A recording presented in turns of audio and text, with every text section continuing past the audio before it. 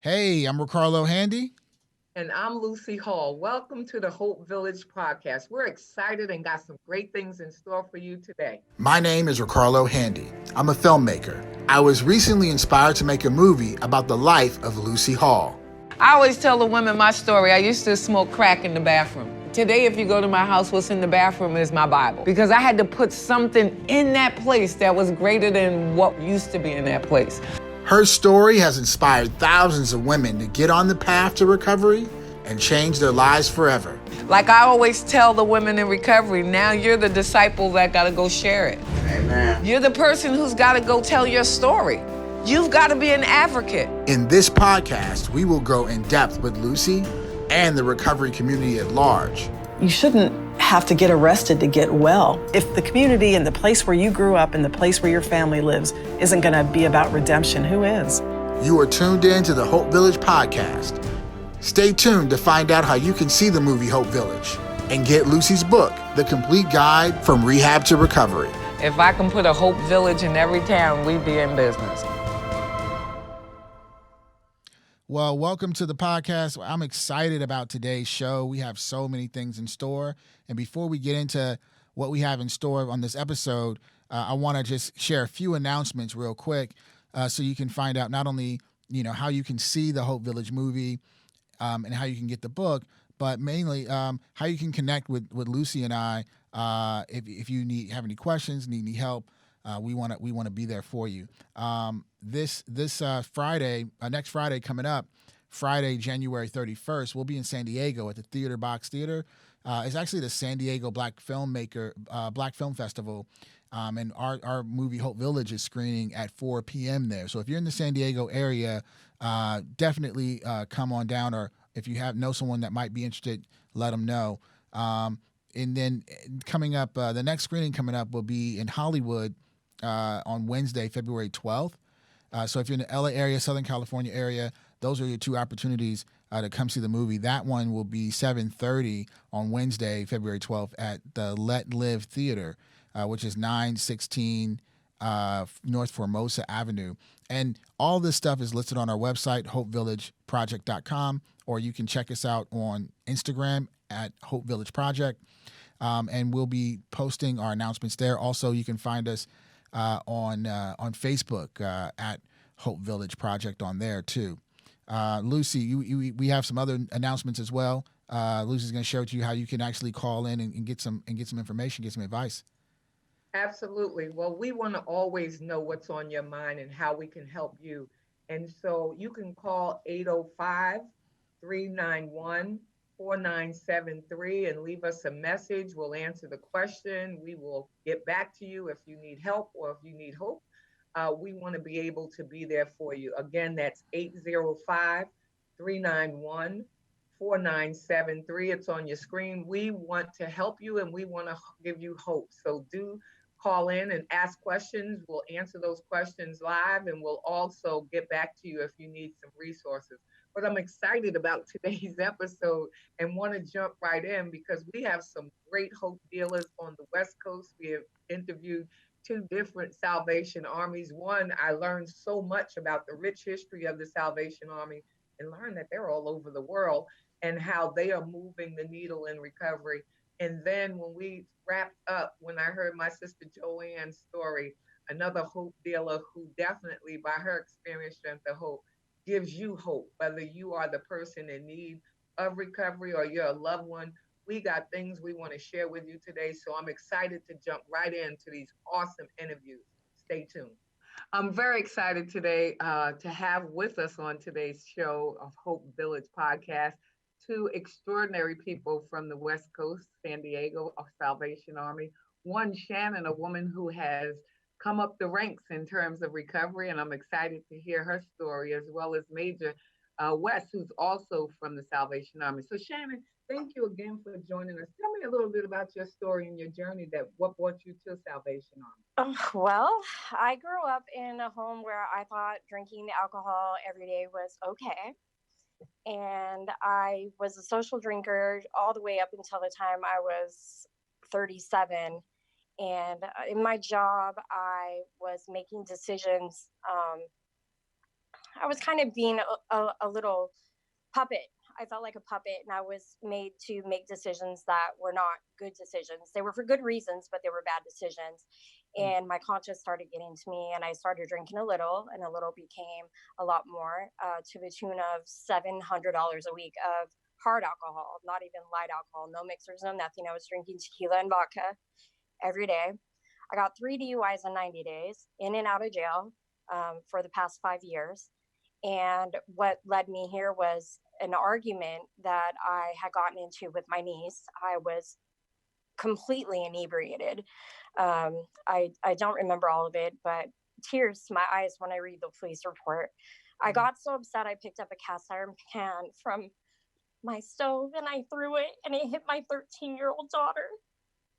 So of course I was on probation already, and the police came and they arrested me, and I had a lot of charges. And I sat in jail for about 6 months, and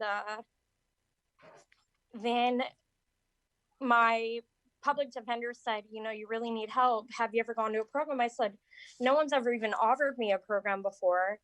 You know, I would love to get help because clearly I can't do it on my own. You know, I went to the rooms and I sat there, but I had a really hard time with the God thing, and it went in one ear and out the other.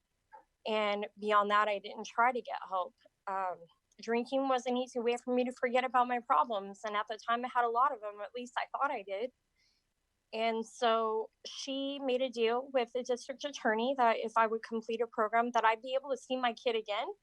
I have 2 beautiful daughters, and my family means the world to me.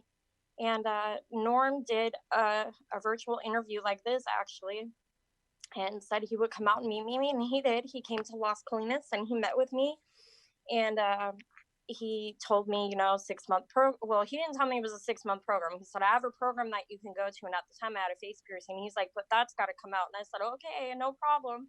You know, if you guys can help me.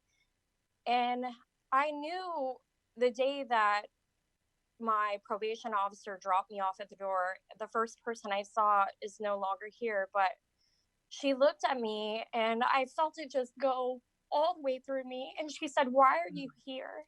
And I said, because I need help. And I think this is the only way that I'm going to get it. Other programs I looked at were costly. They needed insurance, all of that. And I don't have that. I don't even have Medi-Cal. I do now, thanks to the program. They helped me get it. But it wasn't required to be here. The only thing that was required was for me to show up, put up, follow the word of God, which I do every day. I have my devotions. I go to chapel. I meet with my sponsor 1 to 2 times a week. I do 3 to 5 meetings a week. There's no way. At the time, my husband told me he would never take me back. He was done. We've been married for 27 years. And he was over it. You know, how many times can you say, I'm sorry, I'm not going to do it again, and you do it? And that's the point that he got to. And he finally came around. He's letting me back in. It's a slow process. It takes time, things I must earn. But I graduated the program. I was able to go back home to be with my family and my kids, my husband. And it's a daily process. I have to remind myself, you know, it was very humbling to be here, you know, and I forgot what that was like. And I forgot what it was like. I forgot who I was. And this program and the way it works, it's a work therapy program. And I go to work every day. I do classes at night. I went to meetings. I got a sponsor. I did everything I was supposed to do the right way. And I worked hard. I gave 110%, not just 100, because if you're going to show up, you might as well do it all. And, they showed me how to look at myself again and how to put myself first, God first, and then me, because I forgot that part. And I didn't like the person that I was when I looked in the mirror. And now I can look in the mirror every day and say, you are beautiful and you are loved and you can do this. And it's amazing. And I'm grateful that they offered me the opportunity to be an employee here after I did graduate. Because it helps keep me grounded. You know, I get to see the people coming in and out when they're struggling. All I can do is give them words of advice, you know, things that I've gone through, but don't give up. It's not easy. It's not an easy program, I'm not going to lie, but it's worth it. because if you put all your effort into it and all your spirit into it and you believe that it's going to work for you, it will work for you. But if you're So just Shannon, here, I have a question because as I listen to you, I get excited. I really do, because that's exactly what I hear time after time as I meet different women along the journey of recovery. What my question to you is this though. Who was the hope dealer that you met when you got the Salvation Army? Because now you've become a hope dealer. You said now you're there for them when they walk in the door. Tell me about one of the hope dealers you met along the way. Who was it that gave you a hand of hope, a hug of hope? But there was somebody along the way in your process, in your journey that you met, that you went from I think I can to I know I can. Where did that happen for you in the process? it honestly is not just one person. It was the person that I met when I walked in the front door. Her name was Alexandra. She's very spiritual and grounded and straight to the point. She doesn't beat around the bush. She doesn't sugarcoat stuff. And she helped me get some family counseling as well, free through the Salvation Army, which was amazing because I don't think if she didn't take the time out to talk with me and my husband and my girls in a room, that we could be honest with each other and get a third party opinion, that would have happened. And then I got lucky enough to have Major Iva as my counselor, and she called me on my bullshit. I'm not gonna lie. She was like, sorry. It's Whenever okay. whenever I was struggling with being honest with myself, she would be like, Shannon, really? Look at you're not being honest, and you need to look deeper. Like, she would make me do it. And then I had times where it was a rough day, and I'd be like, you know what, screw this, I'm out of here.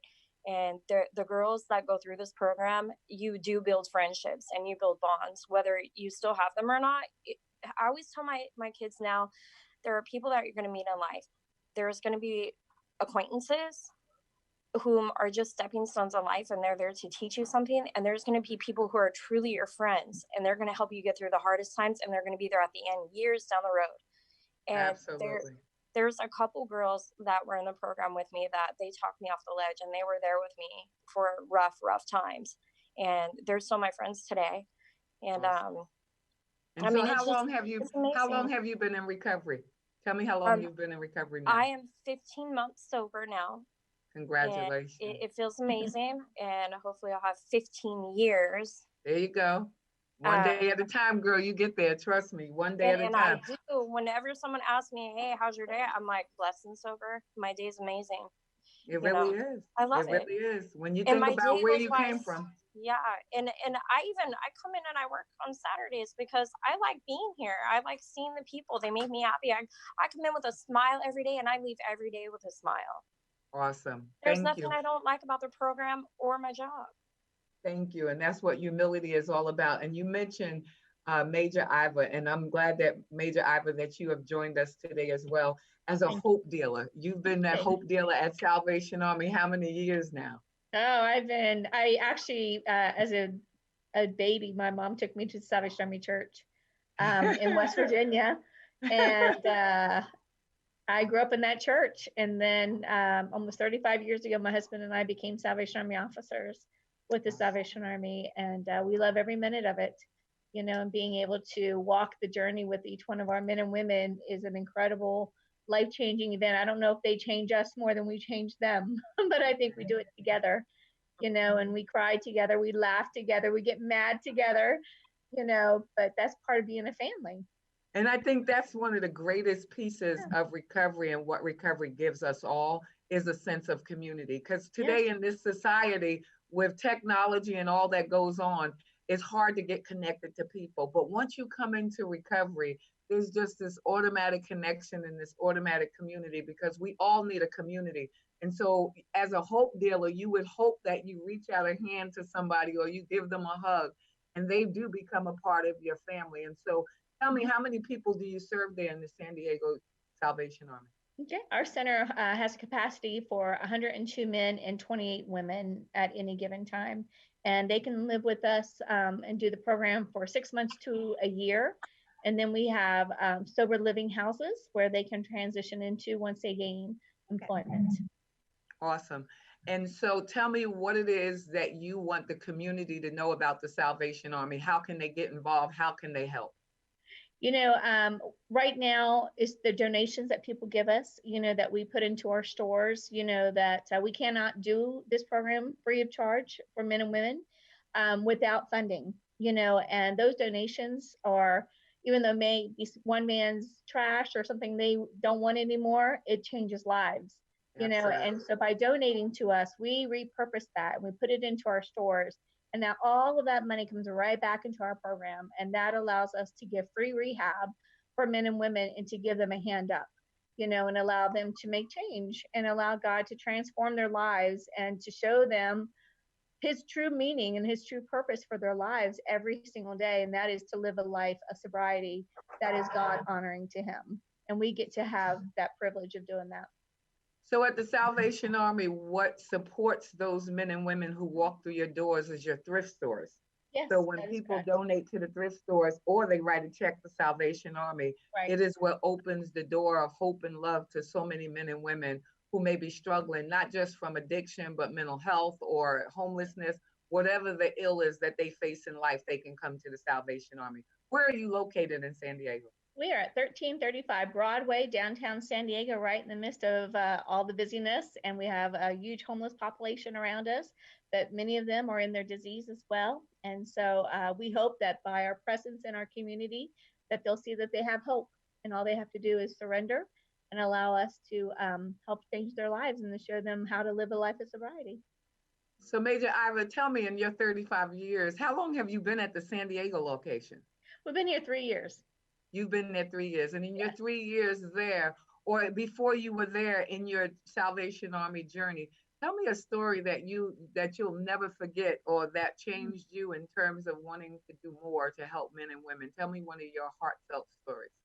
There's so many, Sure. Each one of our men and women have unique stories, and different backgrounds where they come from, and like Shannon said, I had the privilege of walking this journey with her, and to sit and to hear the heartbreak that she came in with, so much sadness, where she would come into my counseling office and just sit there and she'd just be crying, and she'd apologize. And I'm like, why are you crying?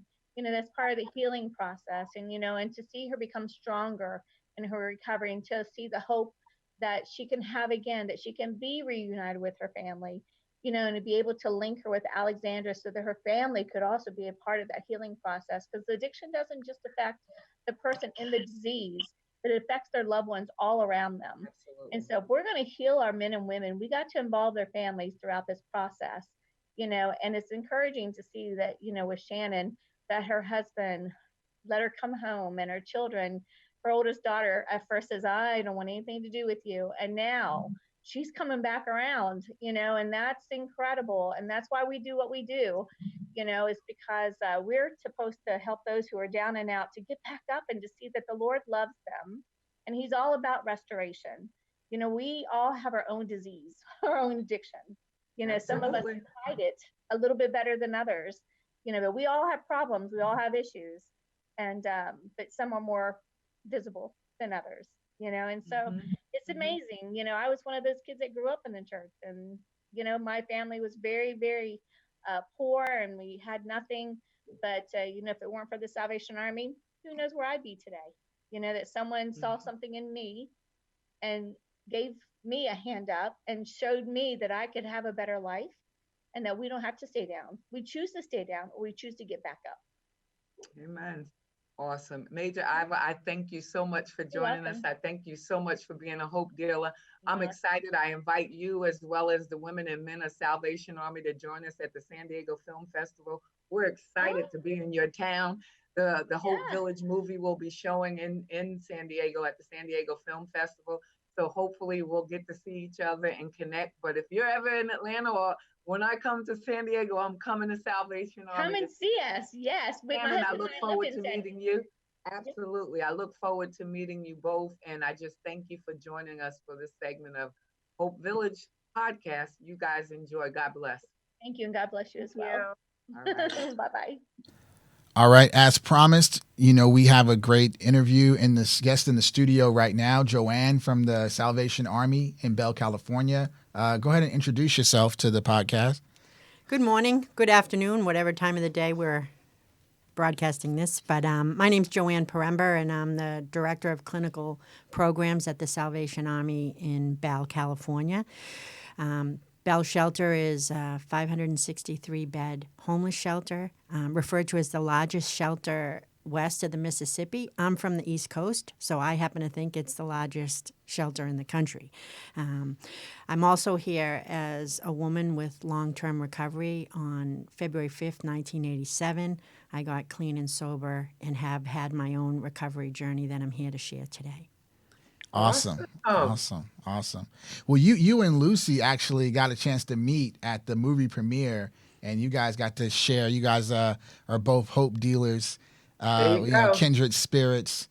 Lucy, do you guys remember? How was that? How was that first meeting when you guys first met? Well, I love it, and welcome, Joann. I'm excited that you're here with us today, and of course, always one hope dealer to another. Much love, and excited about the conversation we'll have today. You know, it's interesting as I listened to her in introducing the Salvation Army, I struggle with shelter. So, I got to start there because in my mind, shelter always brings about a picture in people's mind. Shelter breeds poverty, when in fact, we're giving people hope. So I hope just like we take the focus off addiction, we take the focus off of shelter, and we are a place where people begin the process of recovery. Joann, would you agree with that? I think traditionally we've said shelter, but I really would love for us, like I say to people, Mary Hall Freedom House has a low barrier housing, meaning we have one of our locations takes anybody, no matter what condition they're in, even if they're drunk, as long as they're not causing a problem, we say, come on in. So I like the low barrier housing versus shelter, because again, shelter brings about a particular thought in people's mind, just like when we talk about addiction as opposed to recovery. Today, we want to focus on recovery because people are recovering. Today, we want to focus on people needing housing versus they're in a shelter. Would you agree What do you with that? think about that? Absolutely. We've actually talked about that internally, and we talk about being committed to assist people with obtaining permanent housing. And there's a lot of research that actually supports that if people are housed, they make better choices. And they have a lot to, sort of risk. So they're able to think through, any of the potential consequences if they were to, engage in any risky behaviors. Right, so right. 100%, I would say everyone at Bell Shelter. It just happens to be what it's been called for many, many years. Right. But we also are right on board with that. Yeah. No, that's it. I'm excited about that because I just think in our day and time, like just about everything that we do, we got to change the language because we're talking to a different generation. We're talking to different people today, and we want to embrace them and be inclusive. So when I talk about who I am, that you and I are old school in terms of recovery. And when we first came into the program, we would introduce ourselves as, my name is Lucy and I'm a recovering. I'm an alcoholic. My name is Lucy and I'm an alcoholic. And I had to really struggle with that. And I was so glad when I was empowered to learn that I'm a person in long-term recovery. My name is Lucy versus what I used to be. So to your point, we can say people are in the Bell housing program as opposed to Bell shelter, they're moving towards the solution versus focusing on the problem. So I'm excited about that. And I think that kind of leads to what we want to talk about today. And Ricardo's going to read an excerpt from the book. And I'd love to just talk about that because I think, when I think about how him and I met and then how me, you, and him have this connection together, I want you to tell a little bit about that, Ricardo, if you will. Yeah, well, we met at the premiere because, my father, like I said, this whole journey for me started, just as discovering as a loved one, like when someone's going through this, their substance abuse issues, that it's not cut and dry and how to help. I didn't really know what to do, where to go. And, so during that time period, my dad has actually gone through a few different programs as a veteran because, it's been a long journey. But I think now him at Salvation Army, the program they have for veterans, and I want Joann to share about what that program is and how it works. But that's my dad's currently there now. And so we talk about that in the book, just the process of like how to help a loved one. In chapter 13, we talk about helping loved ones in recovery. And I'll just read a quick excerpt from that. When loved ones become withdrawn, erratic, compulsive, or suddenly secretive, pay close attention. Something is going on. If your worst suspicions are confirmed one day and you decide to help them, brace yourself. Your life will not be the same again for quite some time. It may very well become a hurricane of drama. It's going to take a lot of love, prayer, and self-care to see this through. Joann, what tell us about the program that you run, and tell us about maybe any interactions or support that loved ones and what role they play in that program as well. Sure. So the Salvation Army Bell is, as I mentioned, a huge facility. We actually refer to it as a campus. So there's multiple programs. Two of the programs, one which you referenced, which is the Veterans GPD program, and it's residential treatment for up to 2 years. And basically, people can self-refer as veterans. They can call us directly. Many come in through the VA system or through the Veterans Court if they're involved in any legal issues. Oftentimes, people with alcohol and drug problems get caught up with the law and end up in the court system. And fortunately, there's a specific veterans court, sensitized to the challenges that veterans live with and have the options for our program to refer them to. So that's one of our long-term addiction treatment programs. And then the second program housed in the same facility is the Drug Medi-Cal program. So here in California, we have Medi-Cal, and Medi-Cal has worked with the state down through the counties to offer health insurance that includes coverage for alcohol and drug treatment. So we have what's referred to as a DMC, substance abuse treatment program, and folks in that program can stay 30 days to 6 months, and that's also residential. Both programs are co-ed. I'm pretty much a committed individual with helping to maintain female beds across the country. There's far more beds and resources for men than there are for women, in particular female vets, which is beginning to change. There's some movement to create more resources. So, and then within other programs, we have transitional housing, we have permanent housing, and case management services across the board to help people kind of pull the pieces of their lives together with support. So it's a pretty cool place. Real quick, I just want to ask you, if you're a family member and you find yourself in this position, you have a parent who's a veteran or a loved one who you feel may benefit from residential treatment, just kind of give me your experience as to how you would suggest, especially with your particular program, that connection is made. And have you had any particular experiences where you had family members come and bring loved ones, et cetera? Absolutely. So family members can call. We ultimately need to talk to the person themselves seeking treatment because it's voluntary placement. Even those who are recommended by the court to come into treatment, it's an option. People can choose incarceration over residential treatment. So it may be stipulated by the court, but we don't have locks on the doors. People are there because they want to be. So anyone can call to access the resources that we have. And the Salvation Army has a number of programs in LA County. So the Drug Medi-Cal program that I operate and the Veterans program that I oversee, the telephone number is 323-263-1206. And the extension for the Drug Medi-Cal folks or uninsured individuals is 317, and the Veterans referral extension is 313. So people can call, like I said, on their own for themselves, or a family member can call to access resources. We also have Hope Harbor, which runs the same programs for men only on Grand Ave in LA, and that telephone number is 213-744-8186. And really, whichever number you capture, we're going to get you to the right place. So don't stress about that. We also operate in the LA County 2 ARCs, and they're referred to as adult rehabilitation centers. And those are 6-month plus residential treatment programs that are completely umbrellaed under the Christian mission of the Salvation Army.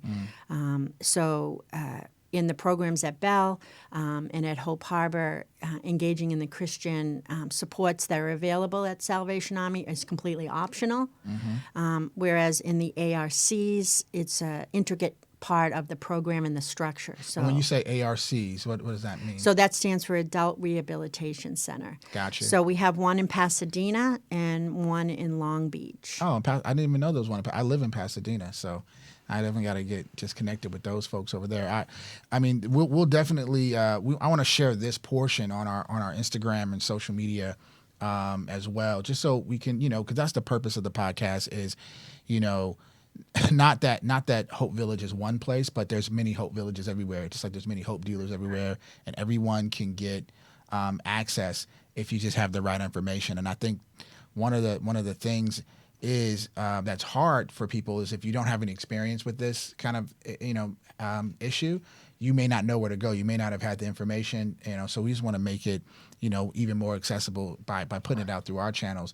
I know Lucy may have some questions. I just wanted to ask one more question before I hand it off to Lucy, is because I wanted to know a little bit more about your story, and was it a family member or was it you that first got yourself into recovery, and how was that for you getting into recovery for the first time back in the 80s? Sure. So, I think the thing that really captivated me about you and Lucy was the language of living recovery out loud, and really giving a face and a voice to those of us who live. And if we did the numbers, I recently did some research for LA County. 497 people died of opiate overdoses in 2018. And the opioid epidemic is moving west. It hasn't even fully hit. I'm from the East Coast. People have been dying for over 20 years at dramatic numbers, 3 a day. Or 4 or more. So what happened for me was I was working in the counseling field. I come out of, back in those days, we called it the battered woman's movement. Now we refer to it as the domestic violence movement. So I had been working as a counselor and was using alcohol, cocaine, and marijuana on a daily basis, probably since about the age of 13 and 16 when I got introduced to cocaine. I grew up with 2 alcoholic parents. I wanted nothing to do with alcohol. I refer to experiencing the intensity of booze fighting before I ever picked up a drink of alcohol, because I did not want to be like them. I certainly did not want to be sucking off the neck of a vodka bottle like my mother. And that's exactly what happened to me. So I didn't have a defense. I didn't have the coping skills. I didn't have the ability to say no. So, for example, when cocaine got introduced to me, I said to my friends, I am never using that. And they said, why, Joann? Are you too good for it? And I said, no, there will never be enough. Like I had already known by the age of 16 that I suffered from what we refer to as more, the need for more, right? The increased tolerance. I understood it. I didn't have the language for it. I felt it. I lived it. And so basically what happened is as alcoholism and addiction it progressed and it ripped me off, right? It ripped me off of my hopes and dreams. That's why Hope Village, Hope Dealer, like I totally get it. Like I remember being 17 years old and the dreams slipping through my fingers and not knowing how to retract them because I wanted to live them. And I was going down this spiral to, devastation that I had lost control of before I started. So what happened to me was I lost a job that I really valued, and I was homeless once again, uninsured once again. I used to always say I moved out of my parents' home when I was 17, but I moved out, I moved back, I moved out, I never really grew up and moved on. I would register my car enough to get it on the road, and then I wouldn't pay it, and I'd be driving illegally, and I'd pay the rent until I got evicted, because I wasn't paying the rent. I used to try to be responsible. I'd hide my rent on myself, go to Boston because I'm from the East Coast. I'd go to Boston to drink and think my rent was safe in my hometown, and then I'm speeding home to steal my rent from myself. The intensity of wanting to be a responsible person, and I've met recovering people over the years that have had that same intensity, wanting to be responsible, wanting to be a woman of my word. That mattered to me. When I made a plan and I couldn't step up to it because I was stuck on a bar stool, it devastated me. I felt the emotional and spiritual consequences quickly. So I was also, experiencing the ultimate loss of spiritual values, which was the will to live. I wanted to die. And if anyone could have convinced me that death would have been more relief than I was getting from alcohol and drugs, I would have slit my throat, to tell you the truth. Put myself in drug deals gone bad, telling them to pull the trigger, hoping they'd take me out, and they didn't. And I thank God for that today. So basically what happened was I grew up on welfare and in the projects. My mother was an immigrant, and she amazingly pulled us out of all of that, and she built a nice business in the city of Lowell, Massachusetts, and she gave me some responsibility, and I started stealing from my mother's business. And I did it like this. I would take money on Monday with all heartfelt intentions to pay her back on Friday. And I was taking more money than I was making. And the dangerous thing is I was getting away with it on the outside. On the inside, it was destroying me. Right. And one particular night, my mother caught me. And it was really a godsend. And she couldn't believe I was stealing from her. And she was threatening suicide as a result of my actions and her own alcoholism. So the next day, I drove to a treatment center because I was afraid if I called anybody or anyone put me on hold or tell me there was a waiting list, that I didn't understand them, but I had a moment of sanity. I had a moment of clarity. And I knew that if I waited it out, it might pass. Right. And so I just drove to a treatment center that I knew about. And I walked in and I told the gentleman that greeted me, I said, I need help. And he said, why? And I said, I'm going to kill myself. And he said, you belong up on the hill, which was no longer there, but a state hospital in Danvers, Massachusetts. And I said, okay, because I didn't know what was wrong with me. I really kind of was beginning to think I was completely insane. So as I turned away from this gentleman, I said, God, no matter how many places don't have a bed, no matter how many places turn me away, please give me the strength to keep on going.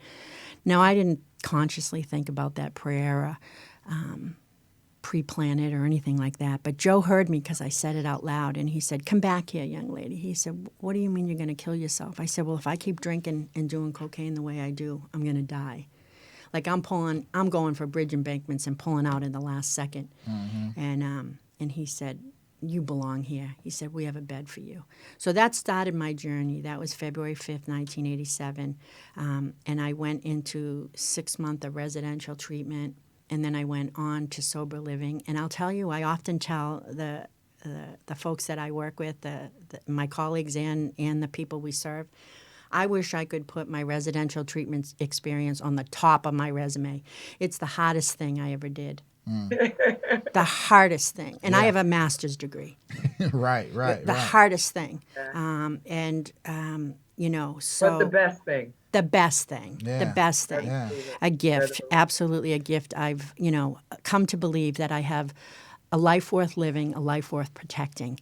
Right? And that's the hope that I want to give to others. So I hooked into you and Lucy for that reason. Now I do an orientation meeting weekly, and I say to the folks we serve, drug dealer to hope dealer. Right. That's me. Okay, You know? you better believe it. In listening to your story, I think there's a connective theme between not only you and Lucy, but just through the folks that I've come across in this journey that have had a long-lasting recovery.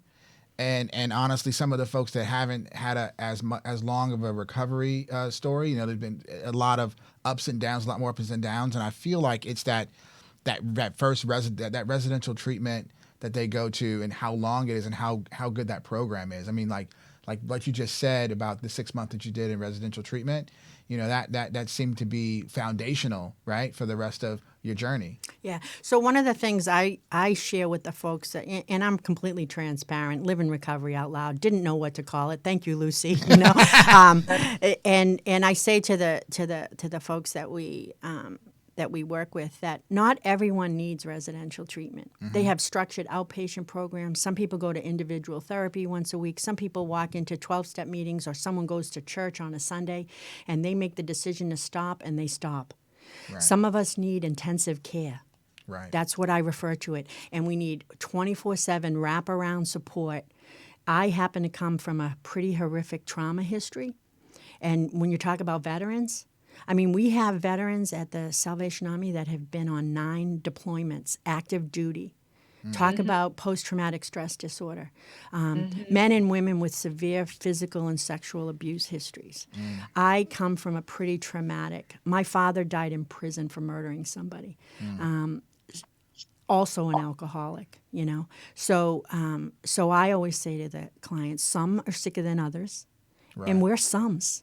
And there's no moral judgment attached to that. It's completely about needing intensive care as if you had a serious medical condition. And I think I'm going to jump in because, Joann, you covered a plethora of things that I want to just touch on real quick, some of which happened to Carlo's original question regarding the family. And I think it's important to say to family members, one, don't blame yourself. Get you out the way, and that's where the self-care comes in. But do seek help, meaning, like you said, when your mother and you had that confrontation, the same thing happened for me. My dad said to me, I want you to get yourself together before I leave this earth. Well, my dad was my hero. So for him to say that while I was high just blew my mind, you know, and that to me will never leave me because he had the courage to say to me, I know what you're doing. I just pray that you get it together before I die. I want to see you get this life together because I know you got better potential than I see in you. So one, his honesty struck a chord with me, not that day I went and got sober, but it wasn't many days thereafter because I didn't want my dad to die and be disappointed. I didn't want him to die and me living the life that I had. So to the family member, you know, to thine own self be true. Tell yourself and tell your loved one what you see happening to them, what it's doing to you. But keep it in the I statement. Don't ever blame nobody because when you start blaming people, they get defensive. But if you just share with them in a loving way seeing what they're doing is doing to you, then you're talking about the hurt you have as their lives are being destroyed by drugs and alcohol. And then the thing that you also said, Joann, that I love is the whole living it out loud. As a teenager, nobody ever told me about drugs. I was replicating what I saw other people in my community doing. But had somebody said to me as a teenager, you know, when you start using drugs, it is progressive. When you start, if they planted the seed and told me the truth, it may have interrupted or ended, but nevertheless, nobody shared it. And that's why I think for us today to live it out loud, 30, 40 years in recovery, and girl, we don't look like what we've been through. People need to hear that. People need to hear what it was like, what happened, and what it's like now. So thank you for sharing that. And then the other thing you said about the Salvation Army that is so important is the continuum of care. Because I think that people need a community. People need connectiveness. People need to know that people are concerned about them. So when people walk in the door here at Mary Hall Freedom House, no, the first question is not what's your insurance. The question is, we will, you know, the first thing you see is we will love you until you learn to love yourself. That's important. Everybody needs to feel like they're loved. Everybody needs to feel connected. And so we want you to feel connected. And then we want to offer you the hope. We want to sell you the hope. That's the product there. And so I thank you for that and how you touched on that. And I just think that community is so important to us all. Everybody needs to feel connected. Isolated means you're by yourself. You know, I tell people there's a difference between isolation and there's a difference between solitude. When I'm in solitude, I'm communing with my creator. I am seeking God's face to know what I'm supposed to do. When I'm isolating, I'm into Lucy, and that's a dangerous place to be. I don't need to isolate and spend too much time in my head. I need to commune with God and hear what he has to say. So I thank you for tying that all together, because as you were sharing it, I just think it's so important that people know that there is hope, there is help, and no matter where you get it, get connected. And I love the fact that you're right. There are many paths to recovery. Whether you get it at a 12-step meeting, whether you get the Holy Spirit at church, whether you get it by an employer, whether it's your mom, whether it's your husband or wife, whatever it is, whether you need a long-term residential. And I think you also hit the nail on the head, which we as a society have to see, is a lot of times people start using as a result of their mental health. Mm-hmm. Mental health, when we take away the addiction, when we take away the drugs and the alcohol, at the core of 80% of the people that we see is hidden mental health. Whether it's post traumatic stress, whether it's bipolar, whether it's schizophrenia, whether it's depression, at the core of a lot of addiction is mental health. So I pray that our society are able to have those conversations. I say to parents, when you notice something about your child who you see every day, whether it's at 10 years old, 12 years old, 20 years old, get the help. Go talk to somebody. And if they need to get on medication to be stable, then do that. Don't be ashamed. It's not your fault. Yeah. Chemical imbalance is not your fault, but the help is you can be responsible enough to help them to get help. Yeah, and I think that's the whole kind of goal here is to just demonstrate that it takes a village, right? It takes a village. It's something that we all hear, and when it comes to hope and having, giving yourself a shot at recovery, giving your family a shot at winning, in life, you need the support, and so we were blessed to have all the folks from Salvation Army in San Diego on this episode and from LA County, to just share what opportunities are in the Southern California region, right? But this is just one region. You know what I mean? There's the whole world, the whole country, of places that either that folks are that may need these resources, and so we're gonna hopefully before the end of this thing cover all of them and get everyone in, so that no matter what, you can at least come to this one place, to the Hope Village podcast, and find out how to get the resources in your area. And just wanted to remind folks before we wrap up that if you are in an area where we haven't spoken about the resources there, or you have a question, or you're curious, or you're a clinician and you want to build something like this in your area, you can feel free to give us a call on our phone number. Leave a message, and Lucy will answer your question on the next episode. That number is 805 391 4973. And you can also visit the website to not only get the book, but find out where we're going to be in person screening the movie. The next screening coming up is Friday, January 31st. At 4 p.m. in San Diego at the Theater Box. That's 701 Fifth Avenue in San Diego. And then following that, we'll be in Hollywood, actually screening the film February 12th on Wednesday evening, 7:30 p.m. At the Let Live Theater on 916 North Formosa Avenue in Los Angeles. So, and all that's posted on the website. We'll also share it on the social media. Follow us at Hope Village Project on Instagram. Follow us at Hope Village Pro on Twitter. You can ask your questions there too, or go to the website, hopevillageproject.com. We're going to wrap it up. I want to give both of you Hope Dealers here one quick final thought, get a little 1 minute final thought before we wrap it up for today's podcast on just getting connected with help for your loved ones. What will be your final thought on that topic? I would say be patient with the process and each individual's personal experience in their recovery journey.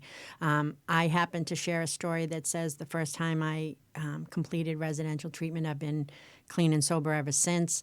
That's not some people's experience. And, not blaming people for relapses, similar to someone who may have cancer that goes into remission and comes back. It's an illness, and it's not the individual who has its fault. I haven't yet met anyone that said, I can't wait to grow up and be a drug addict. Right. It's a progressive illness, and, relapse is not a requirement, but it sometimes does occur. So don't lose hope. Awesome. And Lucy, we'll give the final thought to you, and then we'll wrap up this episode of the Hope Village podcast. Well, I would echo what she said, but also would add to that it's definitely preventable and treatable. And I think we need to not see it as a moral disease. One of those things. Well, they're weak. They can stop on their own. That's not true. If I could have stopped on my own, I would have stopped. I needed help. I needed the education. I needed to know that I had a disease. So education is important. Knowledge is power to both you, the loved one, and to the person who is sick and suffering. Because I didn't know that I had a disease called addiction. And I didn't know there was treatment for it. So again, get help. And I just want to reiterate what you said, Ricardo, about the phone number is 805-391-4973. If you have questions or if you want to say something to us and you want us to cover something on the podcast, we want to hear from you. If there was a question that you had that you want us to answer, I would love to do that. And I would love to share the hope with you, because keep the hope. I'm from one hope dealer to the many hope dealers across this world. Help is available. Hope is there. Thanks. All right. That's it for today's episode. We'll see you next week.